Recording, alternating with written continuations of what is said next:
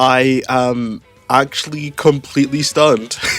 We are very likely going to be getting a second round of MONDSTADT buffs, and that will be including things like my girl Eula, Kaya, Jean, Amber, Mika, and Lisa, and we have everyone's favorite knight Noel. And with the last batch of MONDSTADT buffs, it's basically everyone except for Diluc, Barbara, and Rosaria. Diluc means you will get your mercy eventually. Hello there, Flip here, and today we're going to be talking about all the MONDSTADT characters who are getting buffed in 6.6/Luna 7, and we're going to be addressing why they even need buffs in the first place, and then suggest potential buffs that are still in line with their kit identity. But before we do that, as always, if at any point during the video you're entertained or informed, make sure to drop a like and even consider subscribing, as I talk on various topics regarding Genshin's meta, and I'll try to keep you updated. I'm going to be distracting you guys from the fact that I'm sick and I sound like shit by addressing my very lovely channel members. Thank you so much for your continued support, it means the world to me. And there's no sponsors, so let's just get right into it. Now, to speak more broadly, these changes most likely won't make any character suddenly tier 0. If we look at the previous batch of characters, they more so just made the characters usable by today's standards, where their kits were extremely awkward before, and the best characters of the Hexerei changes prior still ended up being the best characters. Sucrose received the most minimal changes out of every Hexerei character, yet she's still the best character. And then characters like Razor, Clea, and Venti probably received the most changes, but they range from like early Fontaine to late Fontaine levels of power, which is obviously still good. I'm just saying keep in mind these buffs won't make any character tier 0 status or anything. Also, with these changes, besides like Venti, who didn't really have that strong of an identity before, besides just being a crowd controller, most of the buffs focused on one specific aspect of a character's kit and just doubled down on it, as well as just addressing general quality of life issues with the character. Razor's Wolf was super boosted as well as his energy mechanics, enhancing him to be a stronger Electro DPS. A lot of people may say that his physical playstyle was taken away, but Razor's best teams have always been focusing on his Wolf rather than Razor's physical damage, so I actually don't really think they altered his identity much. Mona doubled down on her Vaporize buffing, Klee became less clunky with easier to perform charge attacks via doing normal attacks, Albedo became less clunky as his flower can't really break now, or at least it gets replaced, as well as them increasing his sub DPS damage, and I guess they did just randomly throw in a damage buff. Same case with Fischl and her attack and EM buffs, but to be fair, a lot of Fischl's passives have always been reaction oriented, so yeah, they won't really change a character drastically enough to where they're an entirely different one. And if you do think about it, a lot of the characters were made to work around Durin, as he was the Hexerei character releasing at the time, and with some of the leaks we know with how Sandrone might be a physical character, Lohen also might be physical or a cryo DPS, as well as Nicole coming out soon, and Varka. I feel like with all of these things together, you can sort of grasp what they may be trying to do with the next batch of buffs. And yes, the new characters getting buffed aren't like a new faction, they are going to be Hexerei buffs, so they will also work in tandem with the prior MONDSTADT characters. Enough yapping, I'm going to be talking about the character I am most hyped for, Eula. A lot of people have memed the fact that they could just make her cryo and that would fix her,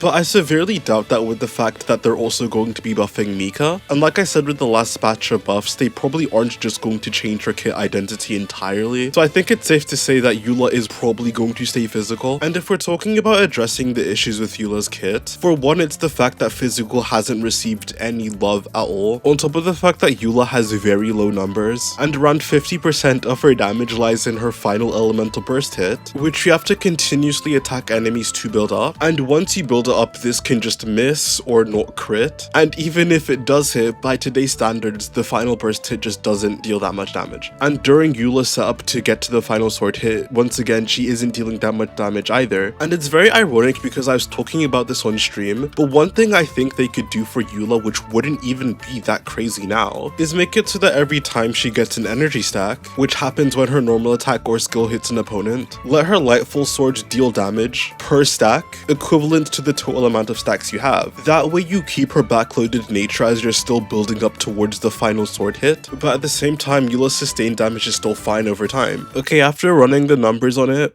exploding every stack is maybe a bit too ambitious, but I think a compromise of 5 or 6 stacks for an extra burst explosion at that stack point is honestly pretty reasonable and still increases her sustained damage while keeping her in the 90 to 100k DPS range, which is what most of the Hexerei buffs have done already. And then on top of this, Eula's energy needs actually need to be addressed. She's unable to pre-stack her own tap skill particles, and even when running her on a double or triple Favonius team with 2 more cryo teammates, she can still struggle to gain energy, to where you have to bring a low cooldown cryo character like Rosaria, so that at the end of your Eula's field time you can swap to Rosaria to feed her more particles, which just unnecessarily takes up some more rotation time, when Eula could theoretically be played in 20-second rotations. It is criminal that in a team with 3 cryo characters and 2 Favoniuses, that she still needs around 140 plus energy. You can either add this to her C1 or ideally her base kit, but Eula has this mechanic called Grimheart stacks, which she gains by doing a tap skill or using her burst. The Grimheart stacks deal additional damage from her tap skill with these 2 swords, and also reduce cryo and physical resistance, just to make it so that when she consumes Grimheart stacks she generates 10 energy for herself. And with just that, she has become infinitely more playable. And I don't want to go too deep into constellations for a limited character, but for sure one of them needs to make it so that her burst 100% crits, and I think that should be her C2 as it kind of does nothing right now. Speaking of things that do nothing, we can now talk about Mika. Mika is an attack speed buffer and a physical buffer, and he's bad because he's meant to buff physical damage, and there are no good physical DPSs. So just by virtue of Eula being buffed, that would also make Mika more useful, but this kid also needs some changes in his base kit, as he isn't that stellar. If you look at all the 4 stars, none of them have really received that many changes. It's just been a core passive and a C6 rework, so I wouldn't really expect him to get changed that much. But there is just one passive of Mika that needs to be changed. For those of you who are fortunately unaware, Mika has a mechanic in his kit called detector stacks. Each detector stack gives you a 10% physical damage bonus, and you can have up to 5 of them at C6, for a total of a 50% physical damage bonus, which sounds amazing until you realize the trigger condition for the detector stacks. You can get a detector stack if you hit more than one opponent with his skill, which sure, or you hit them with the Rhyme Star Shard, which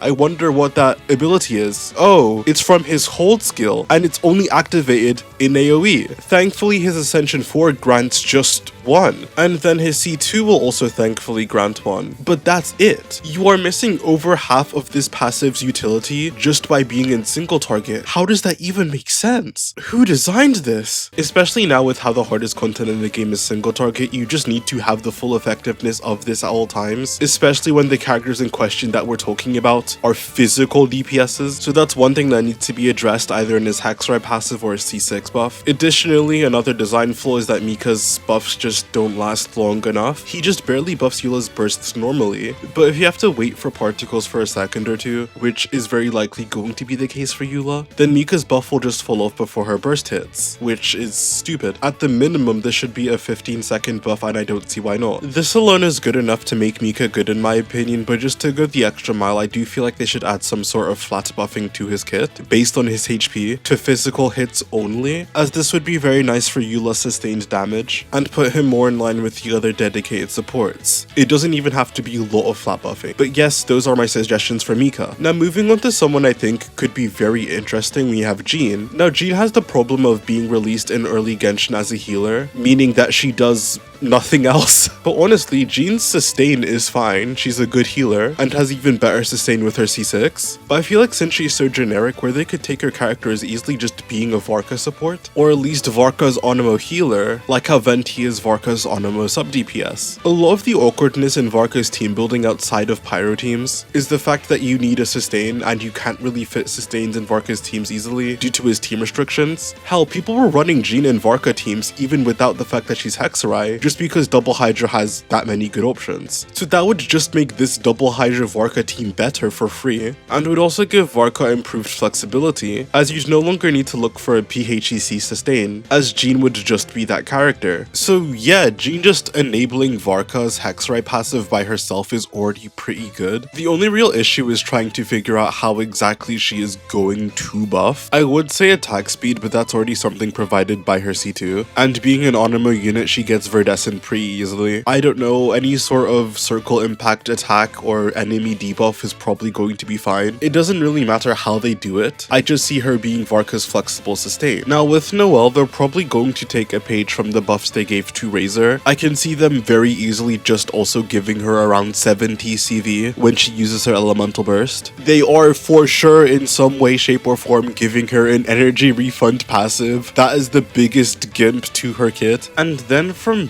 there, I actually don't really know. Unlike the other Hexerei characters where I can see how they synergize with each other, I don't really know what pairing Noel would have that would be good. Due to Noel's healing, she's always been floating around double Hydra teams. Or well, since Furina's release, she's been floating around double Hydra teams. And prior to that, she was just running the triple Geo core. So there is a chance her pairing is made to be with Albedo, but not a lot of people have Albedo. So I feel like in some way they're going to make her access to the other Hexerei supports simpler, which goes back to why she again needs so much energy. So I feel like there's a chance one of her passives ends up being more so on the supportive side that also can buff her as well. So either she gives a team-wide buff to the corresponding elements on her team, or enemies near her shield get their resistances lowered or something, to allow her in the worst case scenario to just be a generic shielder. Otherwise, I feel like it's going to be hard to make teams with her that involve Hexerei units that aren't tied to owning Nicole or Durin. I'm not sure if that made sense.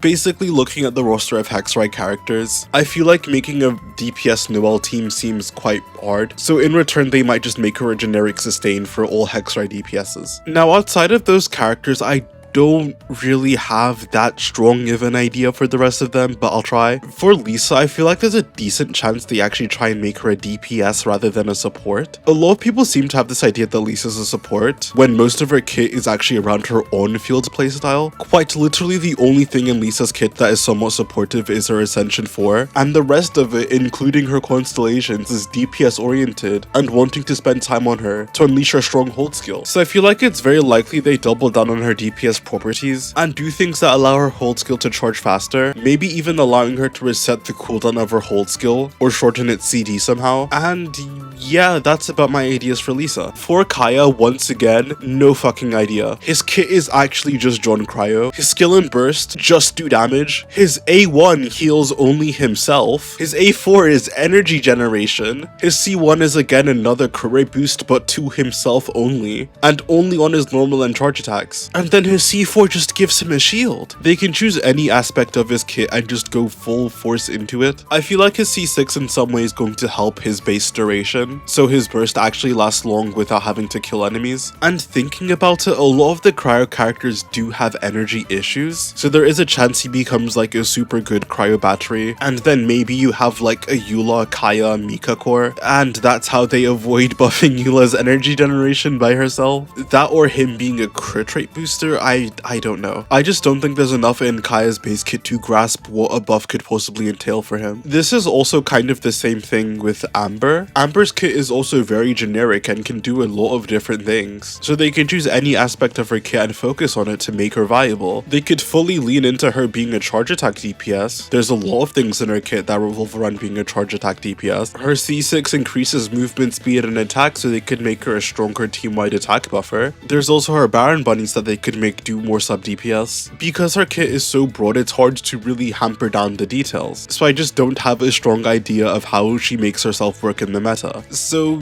yeah, those are my ideas for what the character buffs are most likely going to be for the MONDSTADT units getting buffed in 6.6/Luna 7. So thank you guys so much for watching. If you enjoyed the video, make sure to like, subscribe, and comment what you think the buffs are going to be for each respective character, especially what the fuck they plan to do with Kaya and Amber, as I'd love to hear it, and I respond to almost every single comment. Channel members, thank you all so much for your continued support. I love you all. Appreciate how beautiful everyone here is. Thank you to everyone else for watching the video, and I'll see you guys on the flip side. Peace.